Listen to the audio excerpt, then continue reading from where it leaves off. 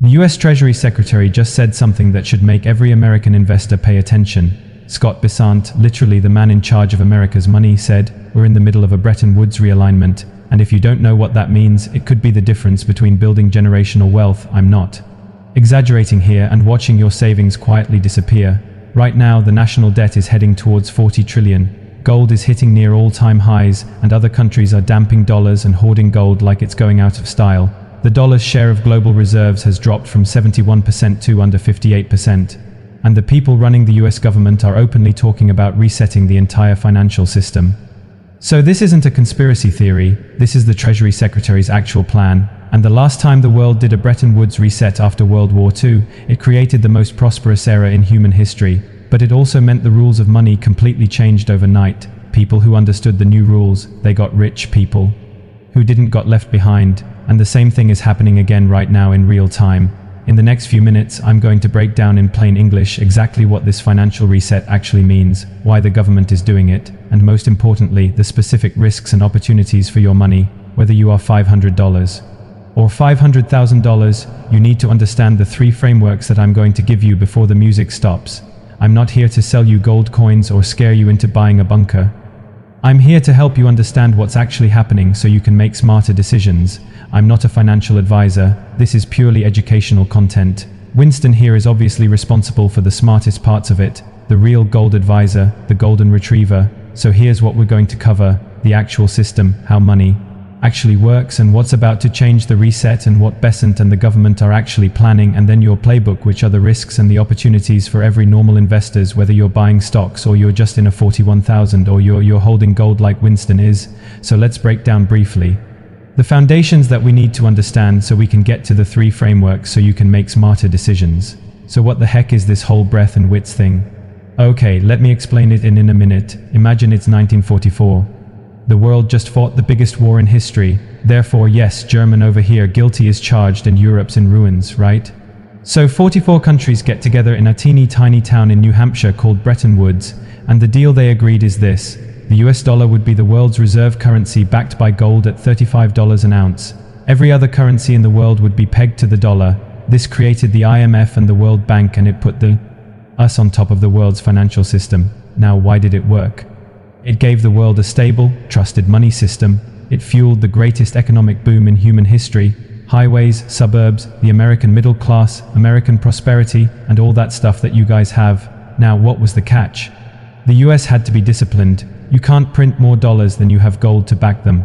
That was the deal. So Bretton Woods was the deal that made America the financial center of the world. It's why New York and Chicago matter. Now, by the late 1960s, the US spending too much money. Vietnam War social programs, the gold retrievers were eating all the food, and the foreign buggers, especially the French, demanded their gold back, like France literally sent a warship, right? So Nixon took the US off the gold standard because he knew he'd printed more money than they had gold. So what did it mean? The dollar was no longer backed by anything physical. It was just trust in the US government. It's sort of like your landlord saying, "Don't worry, the roof is fine," while ripping off all the shingles one at a time. Is that a good analogy, Winston? It's not really the greatest, is it? Alright, give me a better one in the comments down below. But before we dive deeper, some of you are just here because you want to know what to buy and why to buy it today, right? You're like, what do I invest in today? And if that's you, that's brilliant. I love that question, and I'm going to give you as a bonus Wall Street's very own rules for how to pick stocks or metals or commodities, and there are only 2 or 3 of them. Basically what to buy, when to buy, and it's a very simple framework. It's been around for 50 years. It's not new. I didn't come up with it. I learned it from my Wall Street mentors because yes, I was an investment banker. Guilty is charged. Once again, first is the German and now he's a banker. How much worse could this get? At least Winston's cute, right? That's really the only thing that's holding us together here, and if you want to learn that, I'm not going to put in this video because it would make this video like 2 hours long, but I can teach it to you in under 2 hours if you join me on Saturday.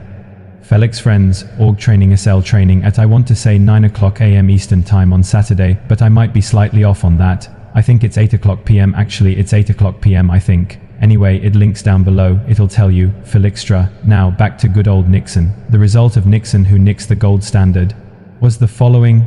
Think about this. Say the government collects 5 trillion in taxes, right? But it spends 7 trillion defense, social security, Medicare, interest, right? So what do you do with the 2 trillion gap? Well, you borrow it and the Fed prints money to buy the debt. That new money then enters the economy, which means there are more dollars chasing the same. So you get inflation. You see what I mean? You just have more money, you're just printing more money. So this inflation thing that's making your money worth less year after year, it's a feature. It's not a bug. We didn't have inflation when we had the gold standard, right? So they're making the rich richer because those of us who own assets like, he owns lots of gold. It goes up because there is more money chasing the same gold bars. There are not that many new gold bars a year, but those of you who have salaries and savings, well, you get screwed because those savings are worth less and less. It's a feature to turn hand money from those who have to those who have. You know what I mean, right? So if you have salaries, if you have cash, you're losing money. If you own assets, you're getting richer by the second. So what is Bessent actually planning? So Bessent said, we're in the middle of a great realignment, a Bretton Woods realignment, and he's not just talking about it. I mean, the guy is literally the Treasury Secretary and he wants to lead it. He called for a fundamental reset of both financial regulation and the global financial system. He told the IMF and the World Bank to get back to their core mission. Stop worrying about, climate change and what gender you feel like today and focus on financial stability. So what does it mean? The man in charge of America's piggy bank thinks the entire global money system needs a makeover and not the sort of, slap some lipstick on it type makeover, a real reset. So what are the moves he's making? Move number 1 is to weaken the dollar. It's also called the Mago Accord, named after Trump's resort in Florida, and it's a version of the 1985 Plaza Accord. And the idea is this: the dollar is too strong, which makes American products too expensive and it kills manufacturing job. The plan: we use tariffs and diplomacy to push the dollar down by 20 to 40%. That's pretty extreme, right? The chair of Council of Economic Advisors, like a chap called Stephen Myron, you put that number out. So what does it mean for you and for golden retrievers in America? Everything you buy from the foreign bastards gets more expensive, but good old American-made products become more competitive. They become cheaper relative to the stuff the foreign buckers make. So think of it like this: the dollar drops at 30%. Yes, your vacation to Europe just got 30% more expensive. Boo-hoo. I'll see you guys in France in the summer, but the factory jobs in Ohio just became 30% more viable, right? He likes having his ears pulled for some reason. Very strange, isn't it? Very strange you like being your ears pulled. Now, the second move they're making, and this is important to understand, is to deregulate banks in supercharge finance. And by the way, I appreciate I'm throwing a lot of it at you, so we're going to make a workbook, a research document with all the details of the stuff and more, as well as more proactive choices of what one can invest in and so on, depending on what happens, and I'm going to give that to you for free as well, so there's another link in the description. You can download that report. Even you go into our free W community, there are like 40,000 people in there, and there's a channel in there called video workbooks. You just click on that and you can download it completely for free. That sound like a fair deal. I think it probably is necessary, right? As we're putting quite a lot of stuff out there, that sounds like a good deal. Put deal in the chat, but of course, more importantly, join me on Saturday, thefelix.org/training, because that's really going to uplevel you. But basically, Bessent wants to unwind the financial crisis regulations that came in after 2008, right? So the goal is that all the stuff that made the global financial crisis possible will be possible again. Officially, and I'm obviously paraphrasing here, officially the goal is to make it easier and cheaper for banks to lend money. So they want to empower community banks, which have been crushed pretty hard by the regulation. They want to integrate crypto and digital assets into the banking system because it'll make transactions cheaper and so on. But there is a risk here. Less regulation means more risk, and I know some bankers, they'll take the risk. Why will bankers take the risk? Because their careers are pretty short and they're basically thinking, I don't have to deal with the consequences. It's not me and my money. I just generate lots of money. I get paid bonuses. I take the money, and then if the bank goes under, well, it'll get bailed out. So who cares? So it creates that problem. Right now, the third move is the restructure of global trade, and that's what the tariffs are all about. They're using tariffs as a strategy to force countries to buy more American goods. Sit down here, come on here, little bear, come on here, sit down, good boy. So the goal is something that's known as the 333 framework. They want 3% GDP growth, they want a 3% deficit, and they want 3 million barrels a day, more energy, and essentially they want to bring back factories from the cheap manufacturing countries. So what does that mean for you? Well, it means short-term pain because you're going to pay higher prices for potentially longer-term gains. So, more jobs, stronger economy. So what are the other countries doing about this? Well, the BRICS nations are reducing their dollar use. They're wanting to do their deals in local currencies, and therefore the dollar share of global reserves dropped from 71% to just 57% now. It's a big drop, right? They're working on alternative payment systems. It's called SIPS, is a SWIFT alternative, and central banks globally are buying gold at record pace, and I can show you that we track it literally in here. We get data, comes out published officially monthly. In between you can kind of read between the lines. We literally have I got a map on this somewhere. Where's the map go? Somebody hit my map. Anyway, it's all in there if you want to join the community. There's also a precious markets and a gold research in there, and everything as well down below. And again, there's a link down below too, that if you want to join the community. But central banks, the guys printing the money, the banks of the banks, the boss banks as I like to call them, they are buying more and more gold, and they all plan to buy more and more gold. So when the people who run the money system are buying gold, the finance secretary is saying he wants to return to some sort of form of the gold standard. Well, we don't need to wait for the actual reset, right? We are already seeing that they are rebuilding the system. So there are really only two outcomes here, and outcome number one is a soft landing, a managed transition. Come here, come on closer, come, son, come, hey son. Come on, good boy, okay, sit up, good boy, oh well done. A managed transition, which means the dollar weakens gradually, manufacturing returns to the US shores, and you get new trade deals, and the system will stabilize, and your investments will adapt and will do really well over time, right? Scenario B is the crisis forces more rapid change than envisioned. We get currency wars, we get inflation much higher, we get crashes, and people who aren't prepared lose bigly here. Why? Because history usually tells us that it's never as clean as you'd like it to be. It also isn't the worst case scenario, so it's a messy but manageable scenario for those who are prepared. So what are the actionable frameworks here? Not theory, but what can you actually do? There are three bigly risks you must understand. Risk no is the cash trap. If you're sitting in a savings account because you're too afraid about the market, it could all crash. I don't want to be in it. Well, you're earning what? How many are you earning on your cash? Put it in the comments down below. 1, 2, 3, 4 maybe, right? Inflation is more than that. So you are definitely losing money, and the dollar potentially going 20 or 30 or 40% down. Your position is like the worst in the world right now. Your grandparents might have said save money in the bank, and that was great in the 60s, but today it's a definite guaranteed recipe for going broke slowly but assuredly. The second risk is if 100% of your assets are in US dollar-denominated investments, you have a massive dollar exposure here, right? That the S&P 500 is very heavily weighed towards big tech, which gets hammered by tariffs and a weaker dollar. Why? Because they actually have exposure to Europe and Asia and other countries, and they'll pay in their local currencies. So why is that a good thing or a bad thing? Do you see what I just did there? I actually showed you that the common theory that if you just buy the S&P or you just buy US stocks, you're 100% US exposed is not true.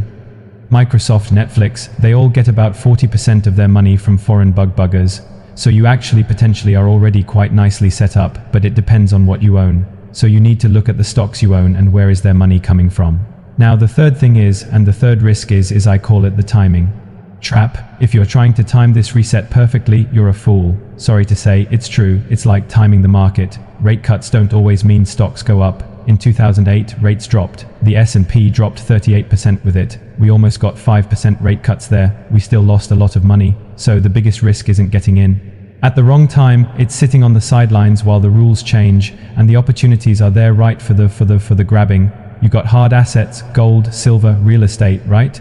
Gold's gone from 2,000 to 4,000 whatever in about 2 years. Don't even get me started on miners.